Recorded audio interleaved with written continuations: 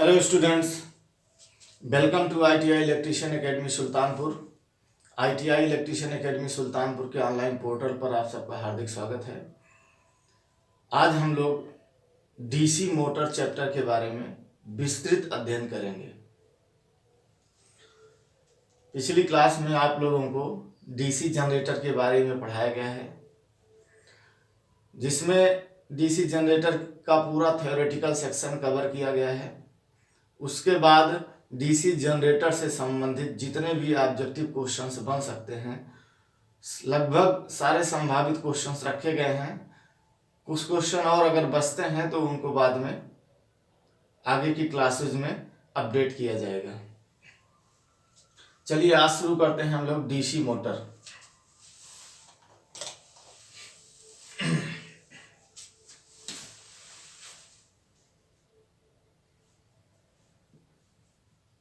DC motor तो हिंदी क्या होगा इसकी? D for direct, C for direct current motor, अर्थात दिष्ट धारा मोटर। कौन सी मोटर? दिष्ट धारा मोटर। दिष्ट धारा मोटर इसका हिंदी हो गया।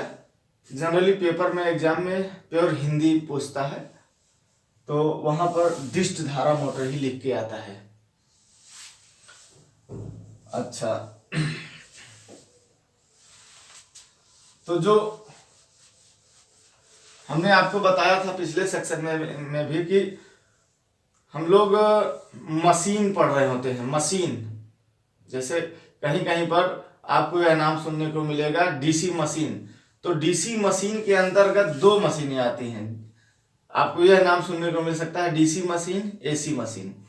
तो अगर DC मशीन की बात कर रहा है वो DC मशीन,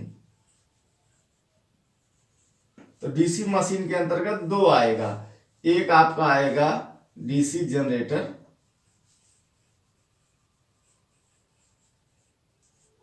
और दूसरा जो आता है वो आएगा DC मोटर।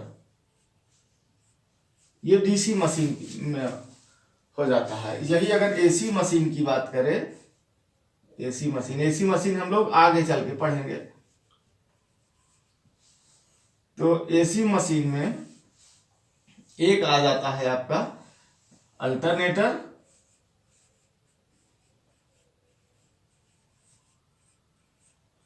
और दूसरा आ जाता है आपका AC मोटर। अल्टरनेटर और AC मोटर।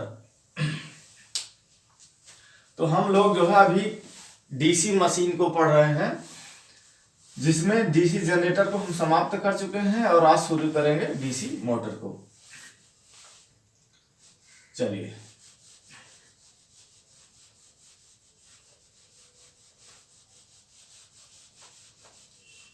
अब इसके बाद जो है DC मोटर होता क्या है?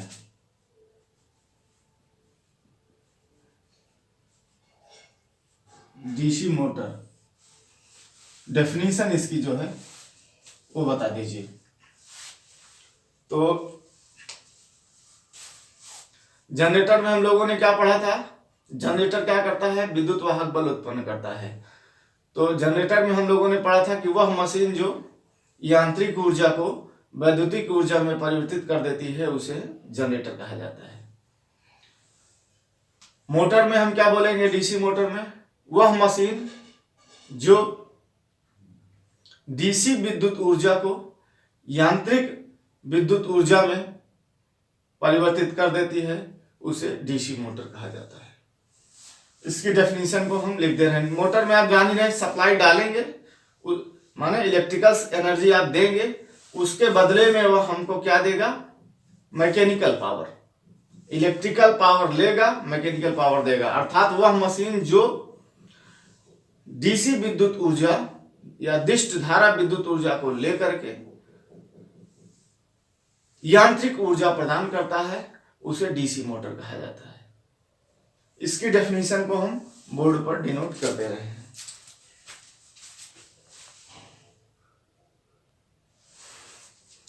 तो देखिए डेफिनेशन को हमने आपके सामने मेंशन कर दिया है। वह मशीन जो डीसी वैद्युतिक ऊर्जा को यांत्रिक ऊर्जा में परिवर्तित करती है डीसी मोटर कहलाती है। तो इसको आप स्क्रीनशॉट ले लीजिए। इसके बाद आगे देखते हैं।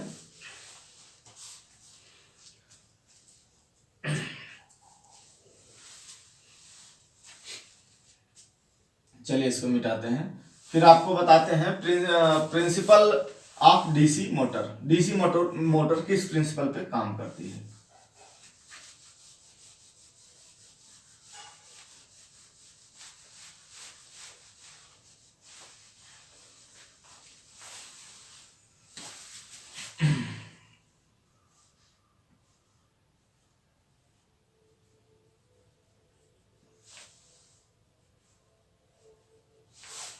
PRINCIPLE principle. जानते हैं एक प्रिंसिपल और होता है जिसको प्रधानाचार्य बोलते हैं, तो उसका स्पेलिंग क्या होता है? PRINCIPAL। यही अंतर हो जाता है PAL और PLE प्रिंसिपल। तो इस बात का ध्यान रखिएगा हमेशा। प्रिंसिपल ऑफ डीसी मोटर मतलब डीसी मोटर का सिद्धांत क्या होता है, डीसी मोटर किस सिद्धांत पर काम करती है। तो इसके लिए हम आपको बता दें कि अगर मतलब सीधी सीधी बात, डीसी मोटर विद्युत चुंबकीय खिंचाव के सिद्धांत पर काम करती है। अब विद्युत चुंबकीय खिंचाव क्या है, जैसे पहले मैं इसको लिख दे रहा हूं फिर आपको बताता हूं। डीसी मोटर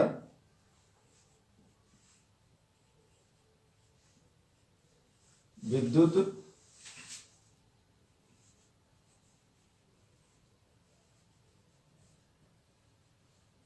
चुंबकीय खिंचाव,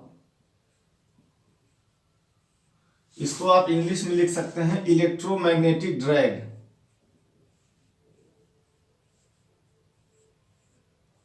इलेक्ट्रोमैग्नेटिक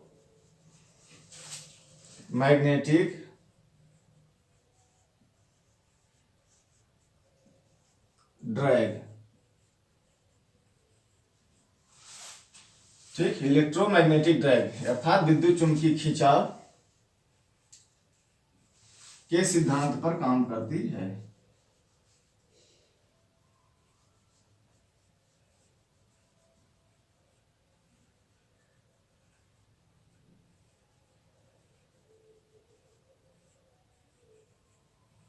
चलिए ये हो गया इतना, इसका स्क्रीनशॉट ले लीजिए। फिर आगे बता रहे हैं आपको डीसी मोटर विद्युत चुंबकीय खिंचाव यानी कि इलेक्ट्रोमैग्नेटिक ड्रैग के सिद्धांत पर काम करती है। अब विद्युत चुंबकीय खिंचाव क्या है ये आपको बताना चाह रहे हैं कि जैसे कहा जाता है कि चुंबकीय क्षेत्र में रखे हुए किसी धारावाही चालक पर, चुंबकीय क्षेत्र में रखा हुआ अगर कोई भी धारावाही चालक है तो उस पर एक बल का अनुभव होता है, इसी को बोलते हैं विद्युत चुंबकीय खिंचाव। चलिए हम आपको बताते हैं कैसे है। सपोज दैट यह मैग्नेट है और यह मैग्नेट का दूसरा पार्ट है, ठीक है। ये मान लेते हैं मेन पोल है और ये यस पोल है। इसके बीच में एक कोई कंडक्टर रखा है, धारावाही चालक रखा है, ठीक है। जो बल रेखाएं होंगी यानी कि मैग्नेटिक लाइन ऑफ फोर्स वो नॉर्थ से साउथ की तरफ फैली होंगी इस तरह से।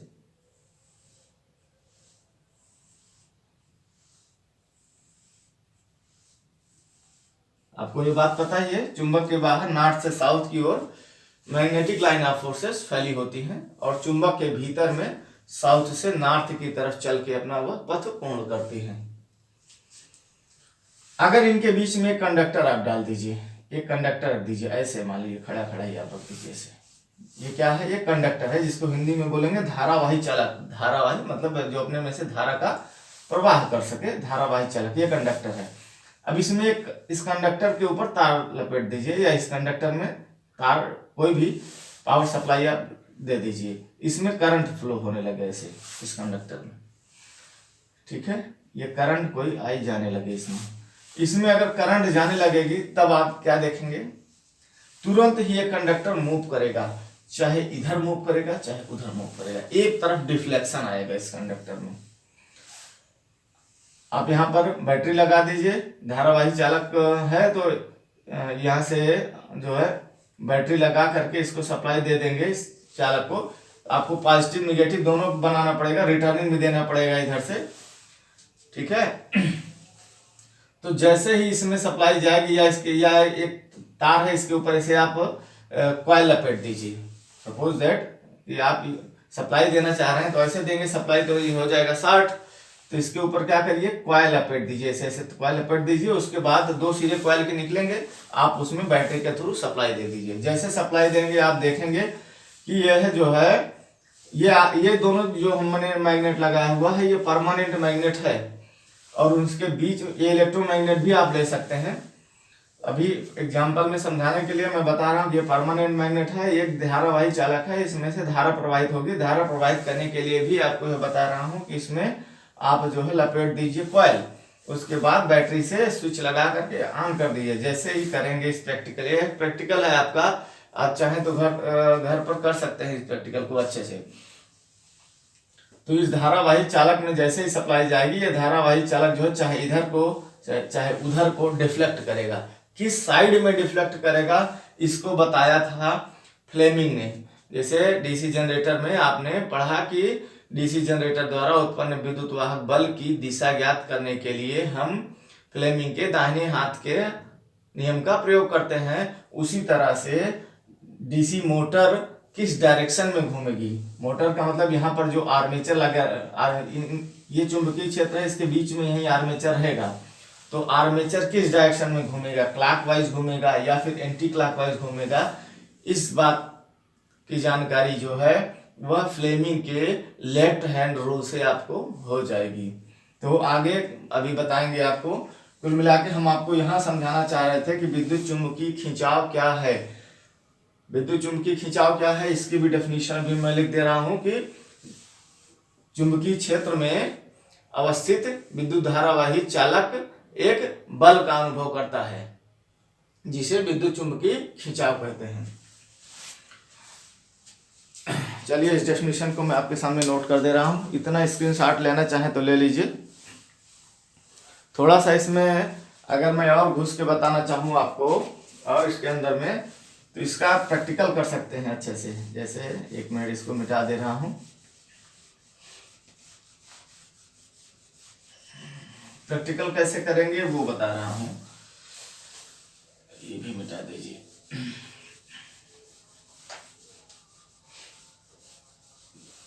देखिए एक जो है आप ले लीजिए स्टैंड, ऐसे कोई बना लीजिए, ठीक है। स्टैंड, चलो स्टैंड बाद बनाते हैं। एक यू टाइप मैग्नेट ले लीजिए, यू टाइप मैग्नेट ऐसे ले लीजिए, ठीक है। और एक धारावाही चालक जो है इसके बीचों बीच में लटका दीजिए। यहां से एक चालक तार इसके बीचों बीच में से रख दीजिए, और यहाँ से इसको लटकाना पड़ेगा। अब लटकाने की व्यवस्था तो आपको देखनी पड़ेगी, कैसे लटकाएंगे। यहाँ से ऐसे सप्लाई दे दीजिए इसमें, यहाँ से ऐसे सप्लाई दे दीजिए, ठीक है ना। ये तार है, इसके ऊपर आप कॉइल जैसा ऐसे ऐसे ऐसे लपेट दीजिए बस। और ये आपका कौन सा मैग्नेट है, यू टाइप मैग्नेट है।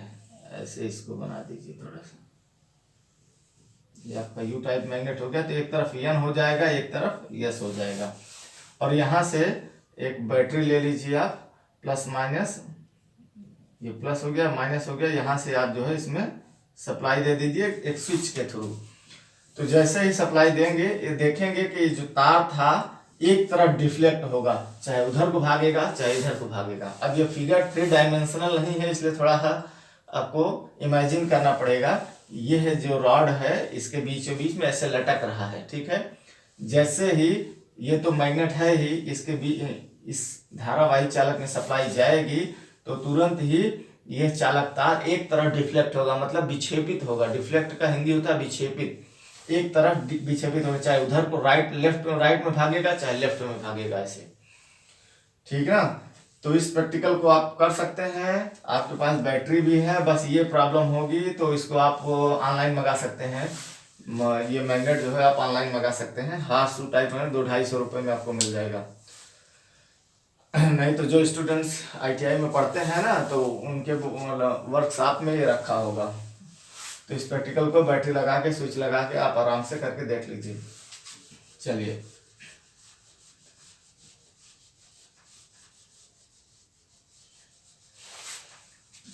इसके बाद हम आपको लिख देते हैं कि इलेक्ट्रोमैग्नेटिक ड्रैग अर्थात विद्युत चुंबकीय खिंचाव क्या होता है।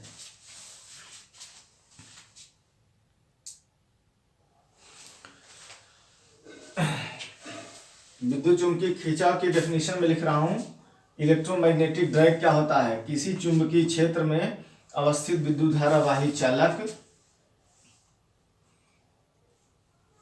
किसी चुंबकीय क्षेत्र में अवस्थित विद्युत धारावाही चालक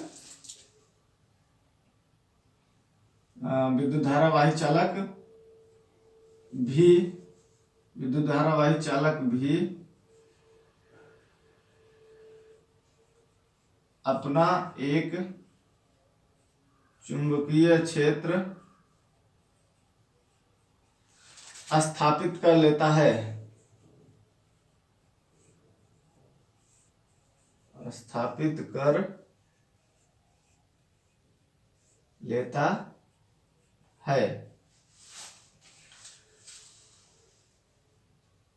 इस प्रकार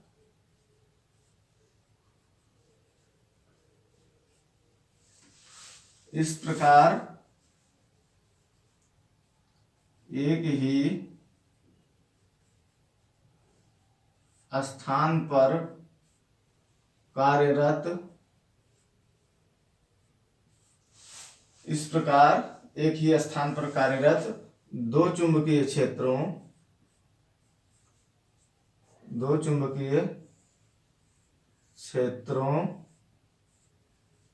की आपसी प्रतिक्रिया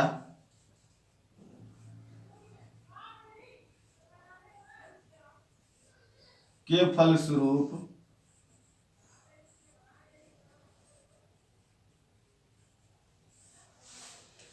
इस प्रकार एक ही स्थान पर कार्यरत दो चुंबकीय क्षेत्रों की आपसी प्रतिक्रिया के फलस्वरूप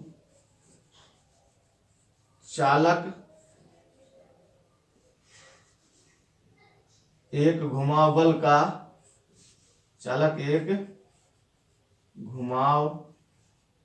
बल या इसको आप लिख सकते हैं टार्क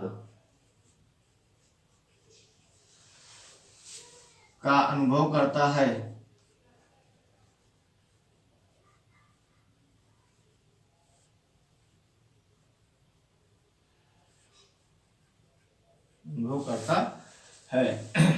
जिसे विद्युत चुंबकीय खिंचाव कहा जाता है।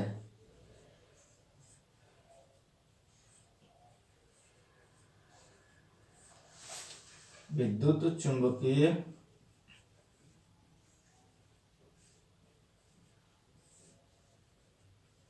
खिंचाव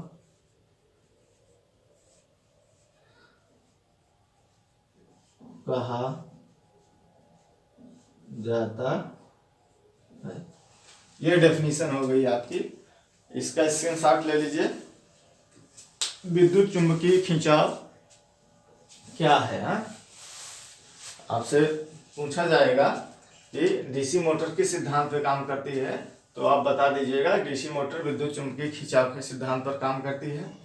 अगर खिंचाव ना लिख के आया हो क्वेश्चन में, कुछ डिफरेंस हो कि चुंबक इस तरह से कुछ दिया रहे कि चुंबकीय क्षेत्र में अवस्थित विद्युत धारावाही चालक एक बल का अनुभव करता है, तो जब आप इसको जानते रहेंगे तब वहां पर आप टिक कर ले जाएंगे राइट आंसर। और इस चीज को स्क्रीनशॉट लीजिए जल्दी से तो और बताऊं। चलिए मिटाता हूं।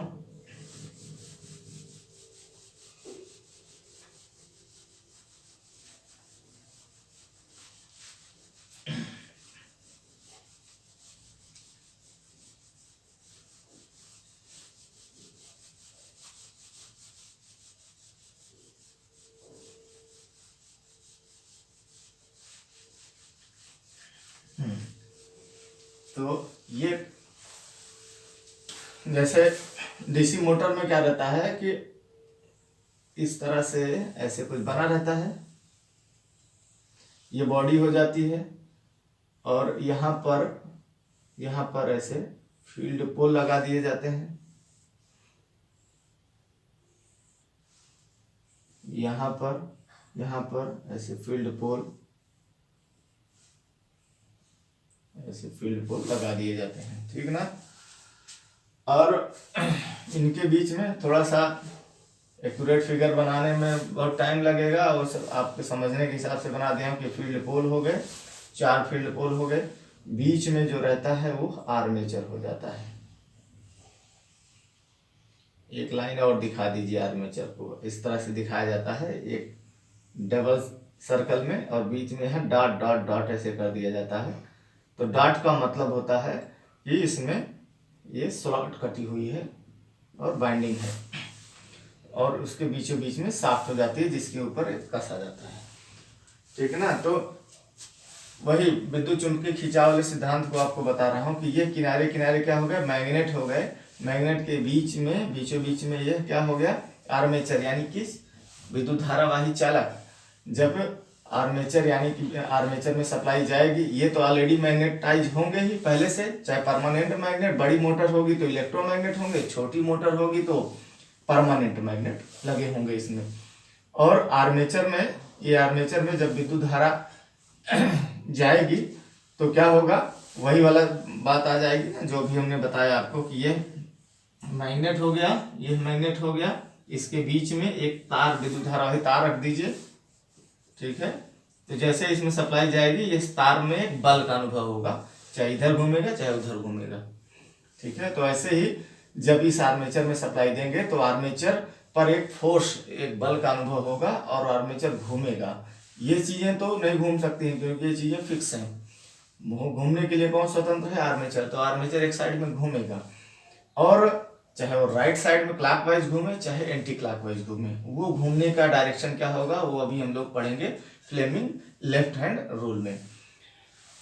तो चलिए इसके बाद हम लोग पढ़ लेते हैं कि डीसी मोटर की फंडामेंटल रिक्वायरमेंट्स क्या होती हैं, मतलब डीसी मोटर की मौलिक आवश्यकताएं क्या होती हैं।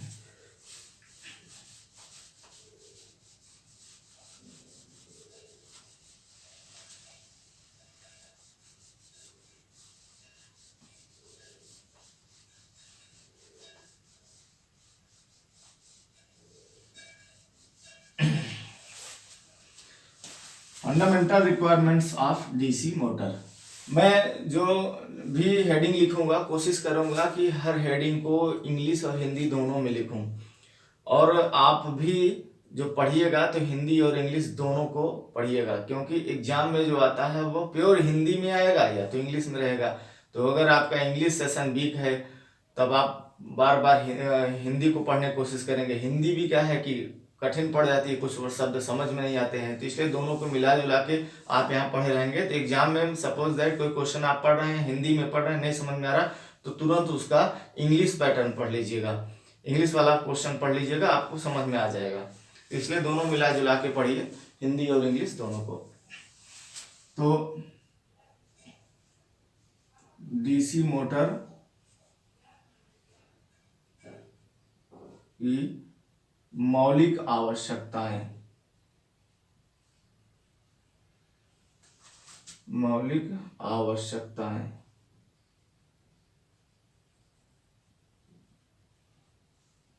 इसको इंग्लिश में जब आप लिखेंगे फंडामेंटल रिक्वायरमेंट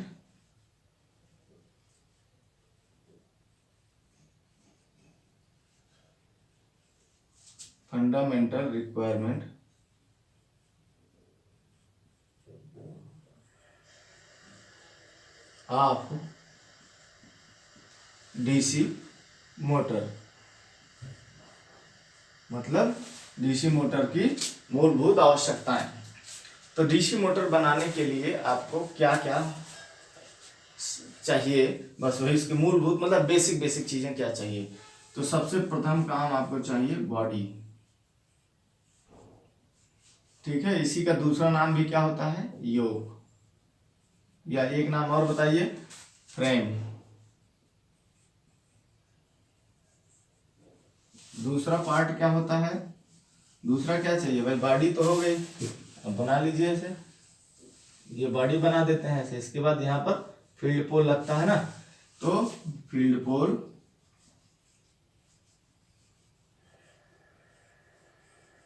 और तीसरा क्या चाहिए आपको, फील्ड पोल लग गया, तीसरा क्या चाहिए, बीच में घूमने के लिए भी कुछ चाहिए ना, आर्मेचर।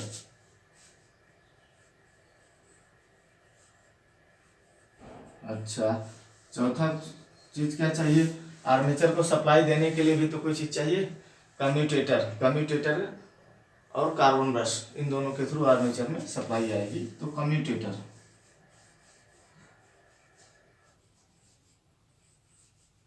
कम्यूटेटर, ठीक ना। इतनी चीजें डीसी मोटर को बनाने के लिए आवश्यक हैं। और एक पॉइंट और बढ़ा सकते हैं, डीसी सप्लाई भी चाहिए भाई, डीसी सप्लाई, क्योंकि सप्लाई नहीं रहेगी तो चलेगी क्या मोटर। तो इतनी चीजें आपको आवश्यक है डीसी मोटर को बनाने के लिए। अब बॉडी का क्या काम होता है, फील्ड पोल का क्या काम होता है, आर्मेचर, आर्मेचर किस चीज का बना होता है, क्या काम करता है, बहुत सारी ये सब चीजें हम यहाँ नहीं बताएंगे। कम्यूटेटर क्या होता है, कैसे वर्क करता है, ठीक है, ये सब चीजें डीसी जनरेटर चैप्टर में बेहतरीन तरीके से आपको बता दी गई है। और आपको यह भी बता दूं कि डीसी जनरेटर और डीसी मोटर दोनों के कंस्ट्रक्शन में कोई भी डिफरेंस नहीं होता है। और बस ये जान लीजिए कि डीसी मोटर को जब आप चाहें तो डीसी मोटर बना लीजिए, और डीसी मोटर को जब आप चाहें तो डीसी जनरेटर बना लीजिए। दोनों का बनावट कंस्ट्रक्शन सब कुछ सेम है। बस अगर आप उसको बोल सकते हैं, इसीलिए पढ़ा जाता है डीसी मशीन, डीसी मशीन है वो, ना कि ऐसा स्पेसिफाई आप करते हैं कि ये डीसी जनरेटर है या डीसी मोटर है, नहीं। आप इलेक्ट्रिकल सप्लाई देंगे, डीसी प्रकार की इलेक्ट्रिकल सप्लाई देंगे, तो उसके बदले में वह आपको मैकेनिकल एनर्जी देगा। लेकिन अगर आप मैकेनिकल एनर्जी दे रहे हैं, उसी मशीन को आप घुमाने लगिए, तो उसके टर्मिनल बॉक्स से आपको डीसी सप्लाई मिलने लगेगी, ठीक है। इसीलिए कहते हैं डीसी मशीन है वो। जनरेटर के रूप में भी आप यूज कर सकते हैं और मोटर के रूप में भी आप उसे यूज कर सकते हैं। तो सारा बनावट जो उसका कंस्ट्रक्शन है, सब कुछ मोटर का जनरेटर की तरह ही है। बस आगे के वर्किंग में थोड़े थोड़े डिफरेंस है, वो आगे हम लोग पढ़ रहे चल रहे हैं, ठीक ना। तो अभी थोड़ी सी चर्चा हम आपको जरूर कर देंगे। यहाँ फील्ड पोल लगा है, वाइंडिंग हुई है, सब जनरली बातों की चर्चा कर देंगे। लेकिन अब ये सब फुल डिटेल में नहीं जाएंगे। आर्मेचर किस चीज़ का बना होता है, इसकी पत्तियों की मोटाई कितनी होती है, लेमिनेशन की मोटाई कितनी होती है, और ये कम्यूटेटर किस चीज़ का बना होता है, कम्यूटेटर की एक एक पत्ती को क्या बोलते हैं, सब चीज़ें हमें इस सेक्शन में नहीं जाएंगे। पूरा ये सेक्शन आपको डीसी जनरेटर में पढ़ाया गया है, वहाँ से आप देख लीजिएगा।